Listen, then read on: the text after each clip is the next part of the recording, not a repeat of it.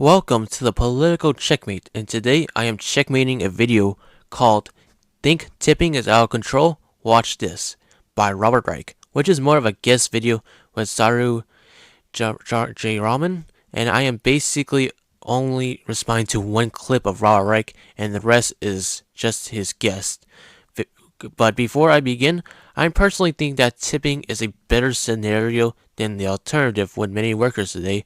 And now that I got that out of the way, let us begin. On top. Number 1.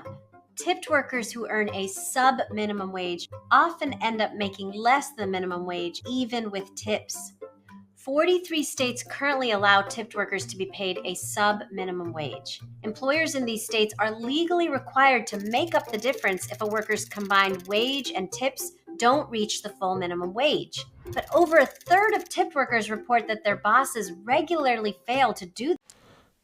Okay, I don't see why that is a case for getting rid of the tipped minimum wage, because they would still just violate the law on wage theft. Also, we should ask ourselves, what if we actually did get rid of the tipped minimum wage? Would it help them? This study in the Journal of Policy Analysis and Management has found that a higher tipped minimum wage reduces jobs and does not have a positive earning effect on people that remain employed. And it is not a well-targeted policy in helping the poor.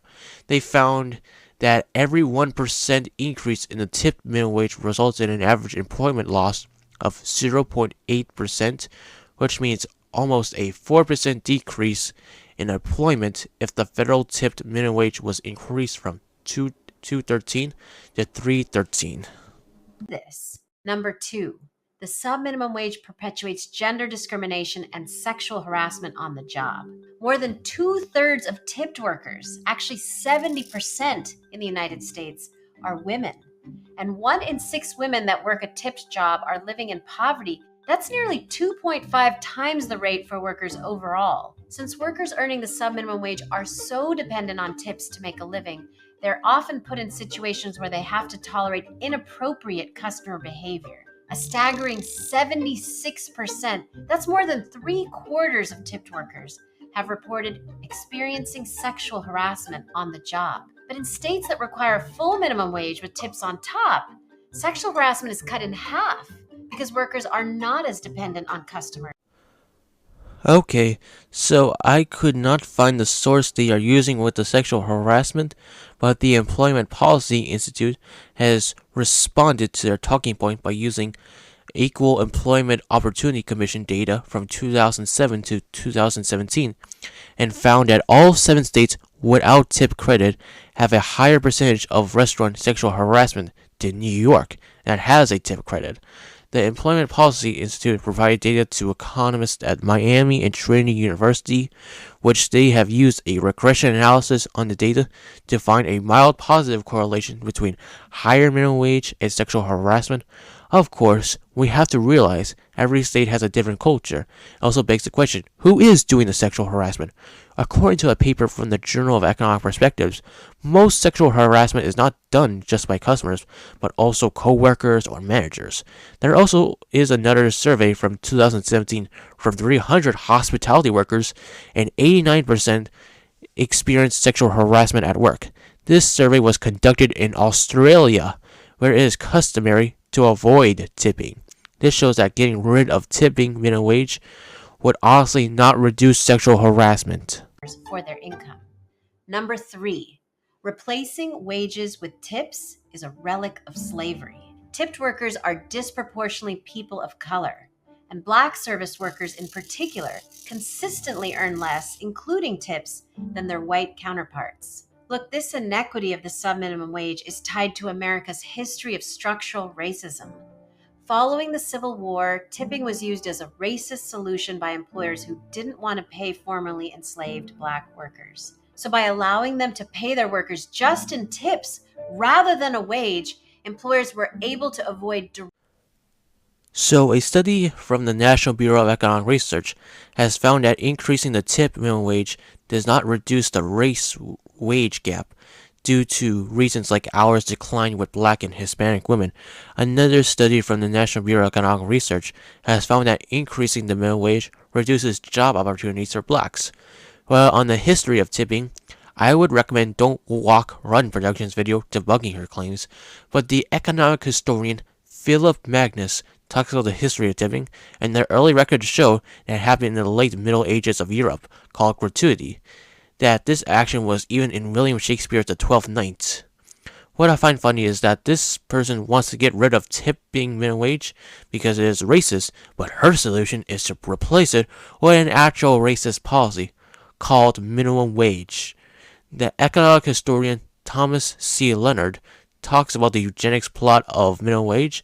For easier access of my argument, I would recommend this article from Fee, looking at quotes from eugenicists talking about minimum wage, such as Royal Meeker, Woodrow Wilson's labor commissioner, and I quote, "It is much better to enact a minimum wage law, even if it deprives these unfortunates of work. Better that the state should support the inefficient wholly and prevent the multiplication of the breed than subsidize incompetence and unthrift, enabling them to bring forth more of their kind." Directly paying Black workers. Number 4, paying workers a living wage plus tips is actually better for business and our economy. Corporate lobbyists, particularly for the restaurant industry, claim that paying workers a full minimum wage with tips on top will be devastating to businesses. But research shows these fears are completely overblown. So far, 7 states have replaced their sub-minimum wage for tipped workers with a higher full minimum wage that still allows for tips on top.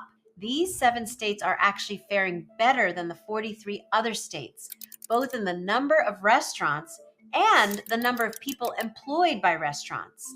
And take-home pay for restaurant servers and bartenders in these states is 24% higher, almost a quarter higher than in states with a wage of just $2.13 an hour. Workers at restaurants that have scrapped their sub-minimum wages in favor of higher full minimum wages with tips on top are more productive, happier, and less likely to quit their jobs. This alone helps business owners cut employee turnover nearly in half. So not only have higher wage states been able to maintain their restaurant industries, but workers are more productive, getting paid more, and less likely to live in poverty. And when workers have more money, they spend more money, stimulating their local economies in the process.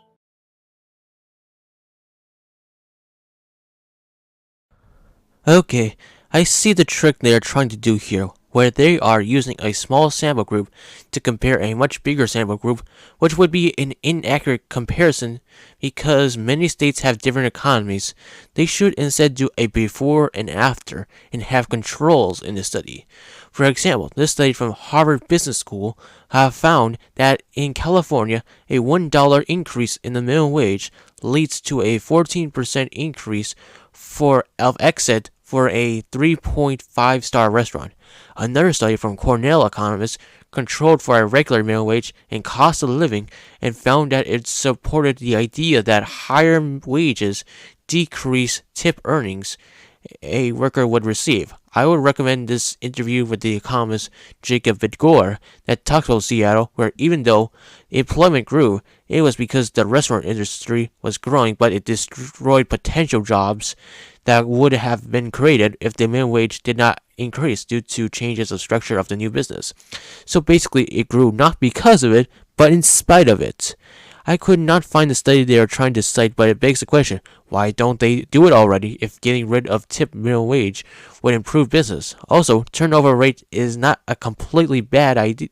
Because this study from the economist Vincent Galasso argues that there is an optimal turnover rate, and raising the minimum wage would harm the optimal turnover rate, which in turn harms productivity. The reason why turnover rates are good to a certain extent is because they encourage workers to gain skills and find new firms to work for better pay.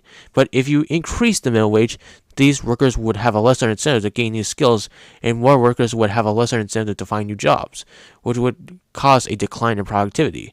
Going to the last point on a claim from Robert Riech that getting rid of the tip minimum wage would help improve the economy and GDP. This study from the ICA found that the minimum wage does not increase GDP.